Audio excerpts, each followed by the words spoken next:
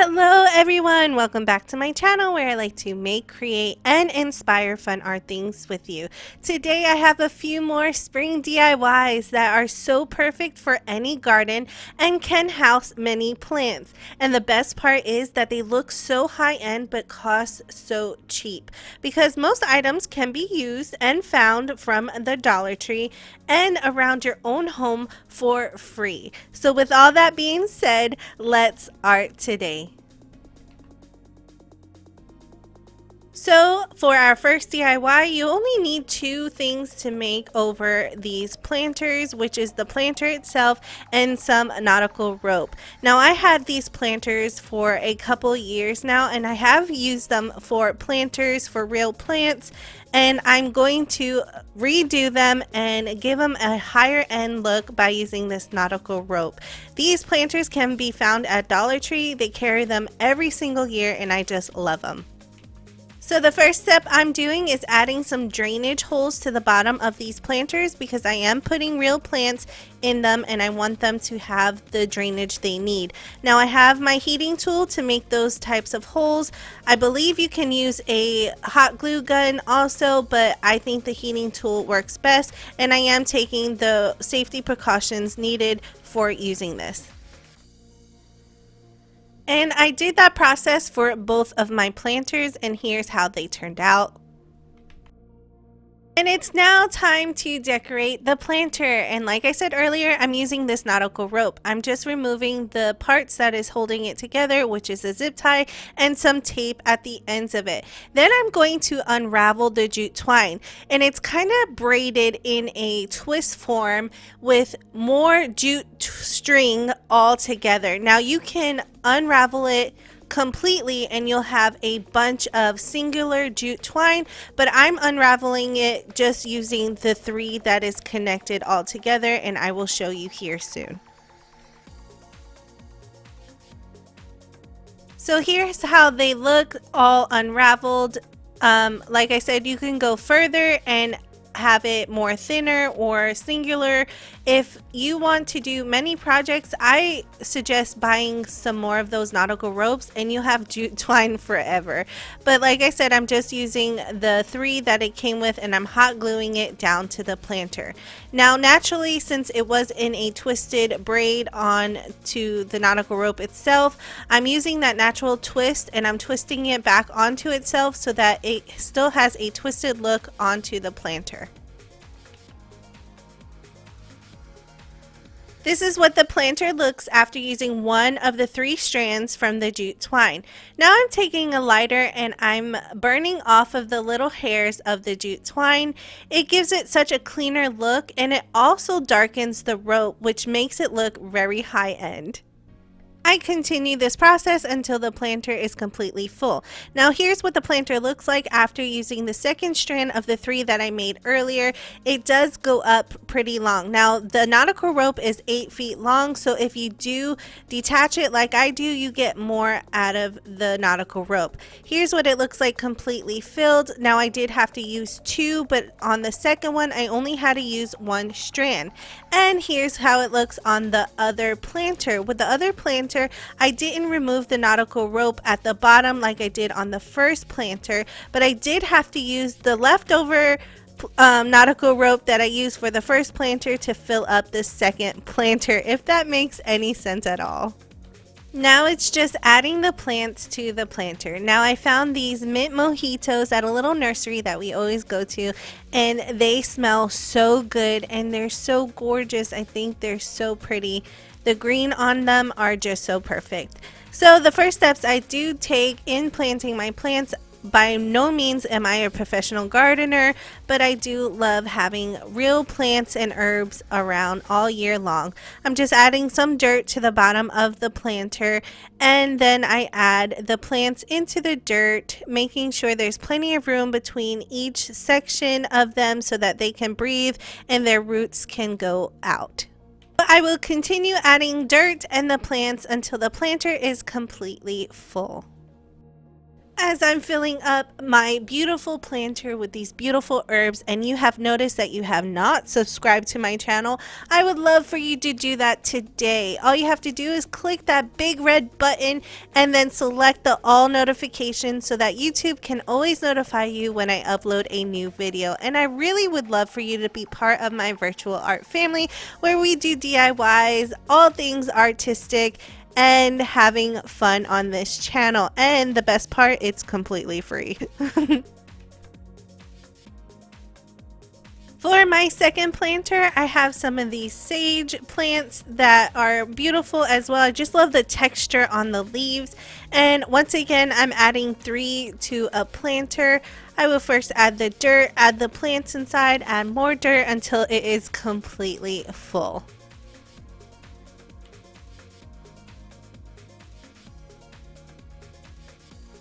And here's how the planters and the plants turned out. I absolutely love these. I know that they are going to be perfect for my spring herb collection that I'm starting to get, and they just look so gorgeous outside on that little table. And yes, an upcoming video of my patio makeover is coming soon, and these will be in that video. I'm so excited. Here I am just watering some of them, and I did a horrible job and got water everywhere, but I just loved how these turned out. If you love them as much as I do, let me know down in the comments section below.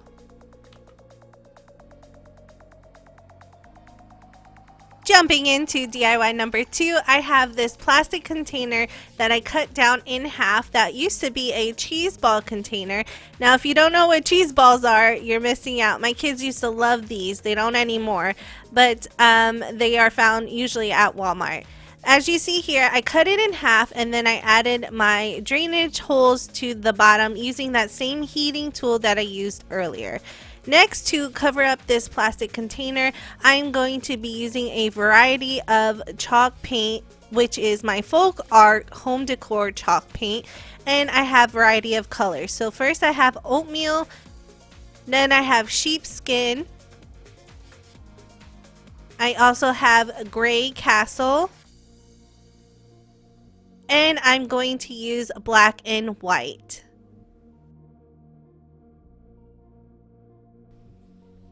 So I first go in using that oatmeal color, and I'm taking a sponge brush.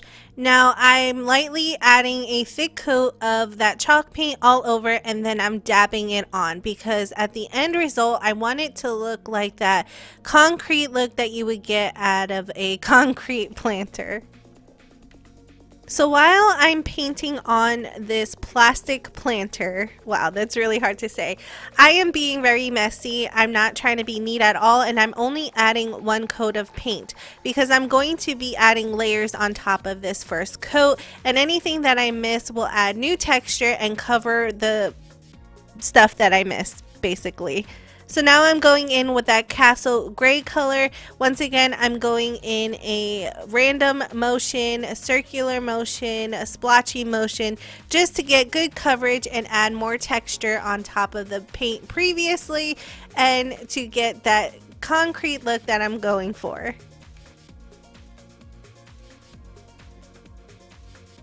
I'm going in with my sheepskin color chalk paint and doing the exact same thing I did previously until I get the coverage that I like. Now I'm going in with my Java brown paint, and I'm adding it like I did with the previous paints. As I'm adding this paint though, I noticed that I wanted to add more paint to a section of the planter just to give it some contrast. It's now time for the fun part. I'm taking some acrylic paint and watering it down. I'm taking another paintbrush and flicking the paint that's on the head of a paintbrush onto the pot itself. I'm pretty sure there's a special name for it, but I can't think of it at this time. And I continue doing that using black and white paint until I get the speckled look that I am going for. I think that's what it's called. It's called speckling.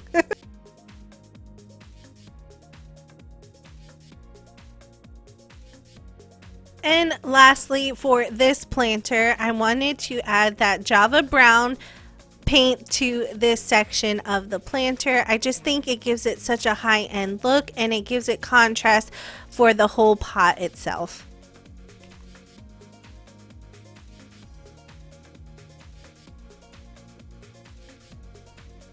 And here's how the planter turned out. In this planter, I did add some rosemary and they smell so good. I would love for you to tell me what you think in the comments below. Did I get that speckled concrete look or did I not? You let me know down in the comment section below.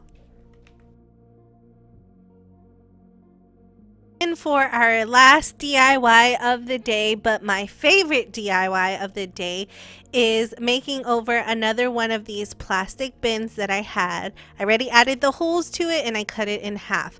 Next, I have some of the scrapbook paper that I had on hand for quite some time. Now, I love this type of scrapbook paper, but if this is not your style, you can always use the scrapbook paper that you have and love to create the same planter as I am.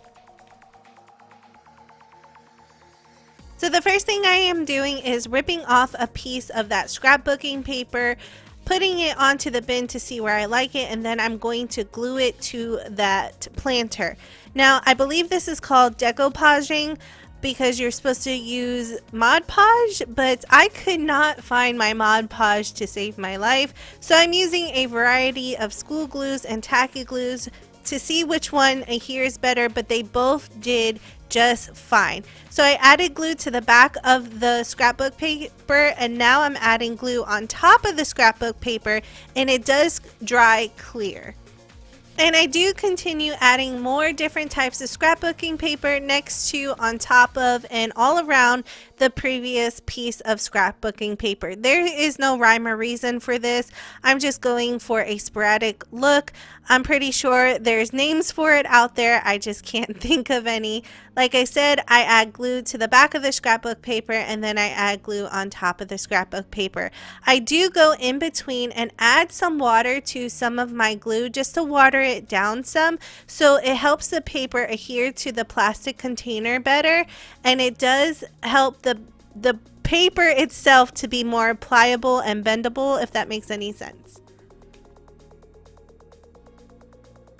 I continue adding paper until the container is completely full and up to my liking.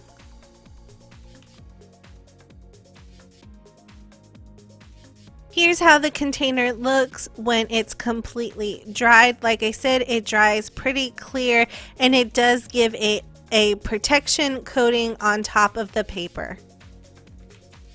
And now I just want to paint the bottom of the container, and to do so I'm just using black chalk paint to cover up the end. I first go in with a sponge brush and I'm using that tapping motion so that it can adhere to the plastic very well, and I do give the bottom part 2 coats of that black chalk paint.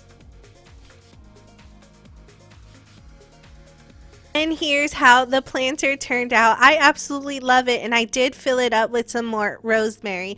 Now I do want to mention I did give these plastic containers a good coat of sealer spray paint on top of the paint and the decoupage, and it is holding up pretty nicely and I just love it. And here's how all the planters turned out today. I absolutely love them, and I believe they do look so high-end for basically a couple of dollars if you was to buy all of these materials today. But you can use whatever materials you have home to basically make a free project that looks so great for your plants and just home decor. Actually, I had such a great time making all of these. I'm so excited for spring, especially now that I have some of my herbs ready to go. If you enjoyed this video, please give this video a big thumbs up. Remember, if you haven't subscribed, I would love for you to subscribe today and be part of my virtual art family. Thank you everybody for watching. Let me know down in the comment section which one was your favorite, and I will see you in the next one.